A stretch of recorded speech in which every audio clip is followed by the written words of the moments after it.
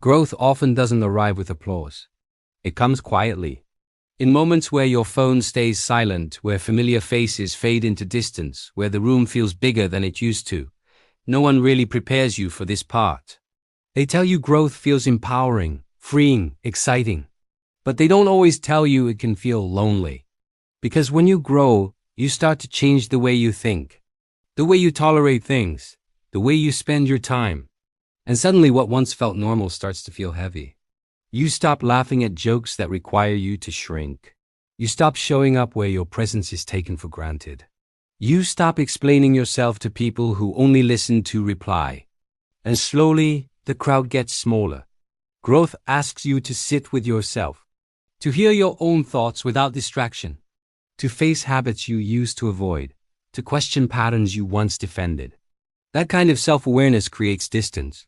Not because you're better than anyone, but because you're no longer willing to abandon yourself just to belong. There are nights where you'll miss the old connections, not because they were healthy, but because they were familiar. Loneliness doesn't always mean you made the wrong choice. Sometimes it means you chose yourself. Growth can feel isolating because you're walking ahead of your past. You're no longer where you were, but not yet where you're going.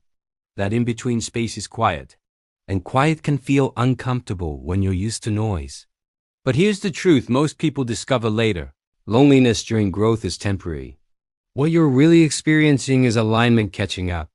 You're creating space for people who can meet you where you are now. For conversations that don't drain you. For connections that feel mutual, not forced. Growth doesn't remove people to punish you. It removes them to protect what you're becoming.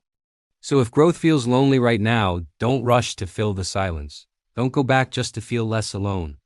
Let the space teach you who you are without the noise. Because one day, you'll look back and realize that lonely season was the moment you finally stopped betraying yourself. And that's not loneliness. That's strength forming in silence.